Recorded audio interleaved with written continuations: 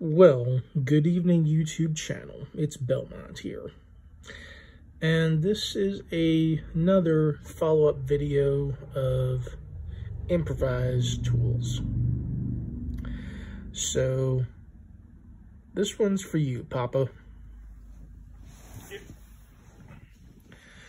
So, viewers, subscribers, haters, what you see before you is, well, nothing more than a grocery store card that was cut into the shape of a DIY Sparrows Flex Pass, the plastic version. And yeah, it's very flexible. Usually a gift card would work a little bit better, but it is what it is.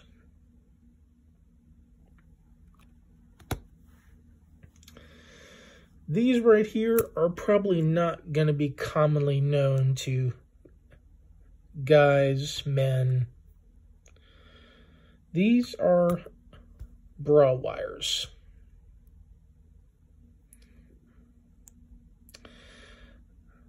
These are the better quality bra wires because they only had a clip on them. And as you can tell, they already have the makings of little barbs on them to, well, be quite effective as lockpicks or even tension tools. These are, of course, spring steel. These are a little bit more heavy-duty bra wires, and you'll need to sandpaper them off, file them, or grind them off with a Dremel tool, but are also can be used to make tension tools or picks, especially if you're on a very tight budget, as is barely any money. Maybe time to raid the Mrs.'s brassieres. This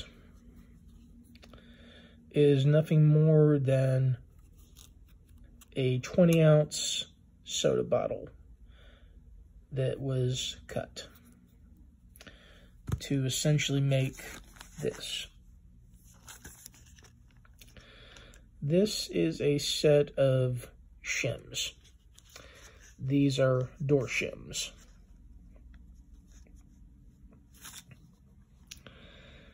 As many might already know what door shims are, I will give just a brief breakdown. Let's say you have a house or an apartment and someone locks a door on you. You can use a door shim, a plastic shim, either a soda bottle or more rigid plastic, and not completely rigid, they're flexible.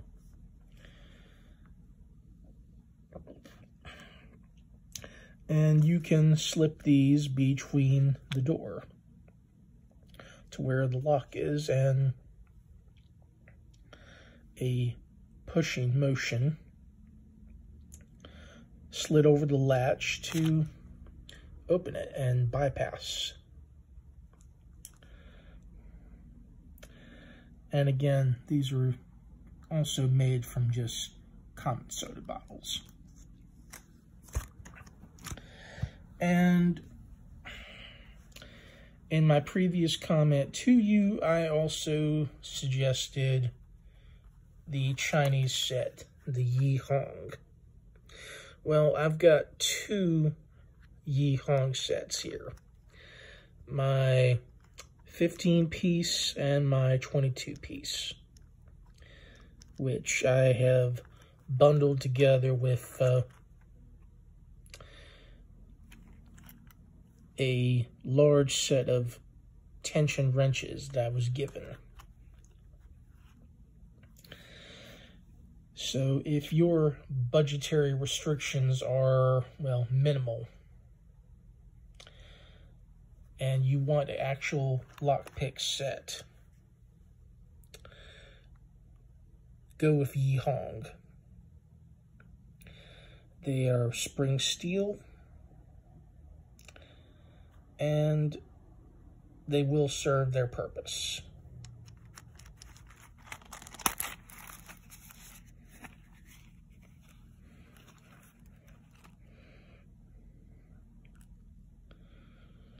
And depending on what set you buy, if you buy a 12-piece or you buy a 22-piece, you're getting what you pay for. You're getting quantity, but it's not the necessarily highest quality, but they do work. In fact, HPC picks, their lock picks and their tension tools are made from spring steel. The handles are the same exact style, and HPC has been around for several decades. They are now under the name Hudson.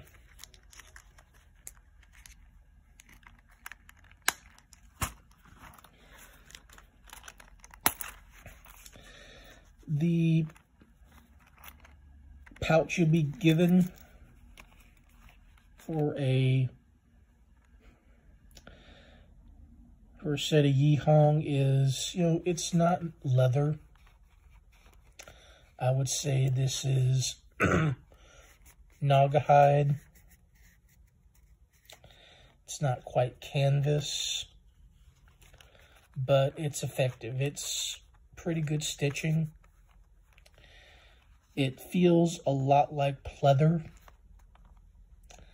a plasticized vinyl leather. It's effective and it holds up. And you get what you pay for. You will get an outstanding number of picks. And depending on the set, you really should observe what all you get. And again, they are going to be spring steel. They're going to be painted most likely. And they're not exactly going to have the smoothest finish on them. But if you're just trying to get into a lock to open it, it doesn't have to have the smoothest finish. It just has to be effective.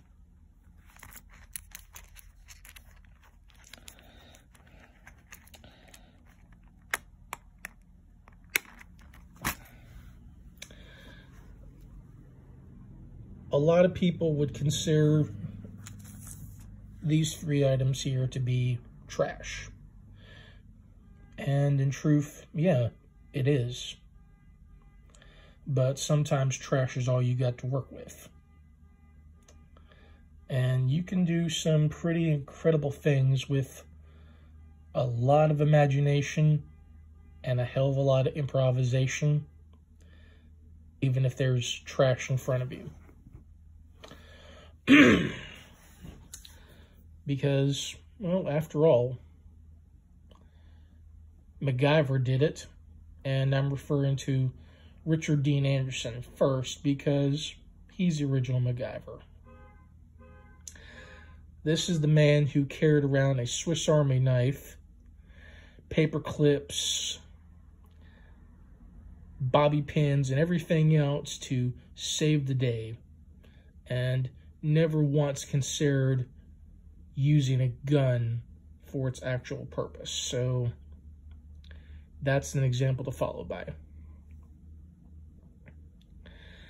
Now, I have watched a few episodes of the reboot of MacGyver, and you know what? It's okay, but it seems more like it's Team MacGyver or It's MacGyver meets, I don't know, any of the cop shows where it shows teams.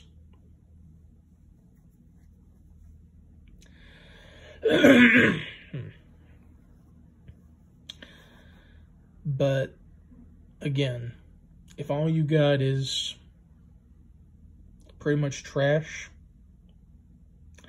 you can still work with it.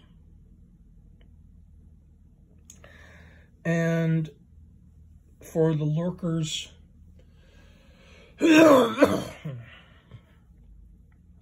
first off, Jeffrey Moss. Yes, I mentioned you because I know you lurk on my videos. And you go to call someone a piece of shit in the comments, and then you delete the comment.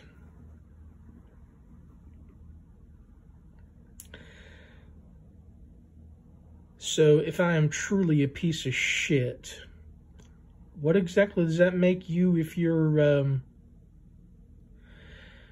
lurking on my videos, commenting, and then deleting it? Or leaving thumbs down? So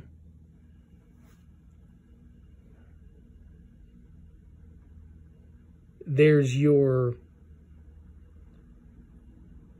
contribution. This is my new thumbs up for the haters. So enjoy it, haters. Come get some. So, also to another commenter / lurker, 455 Hull. You also do comment, and on some comments that you completely retract and delete.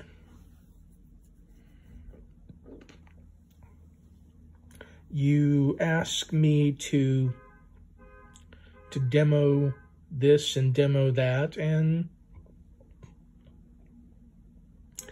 you admit that you're an asshole. Okay, yeah. I don't know if you really know what you're even talking about.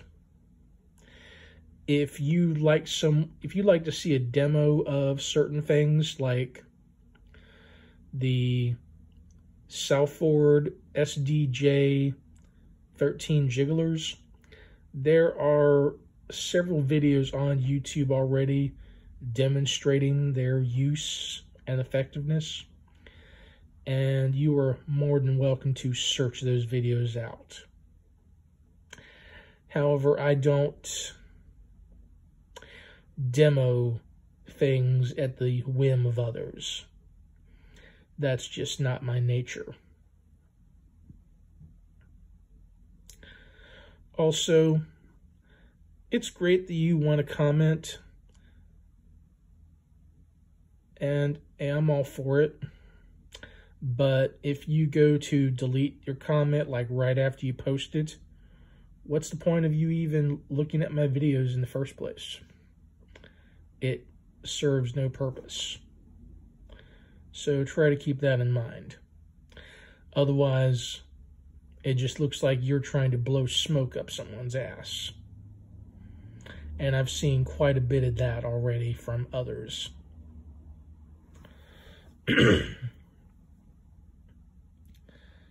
So, stick around.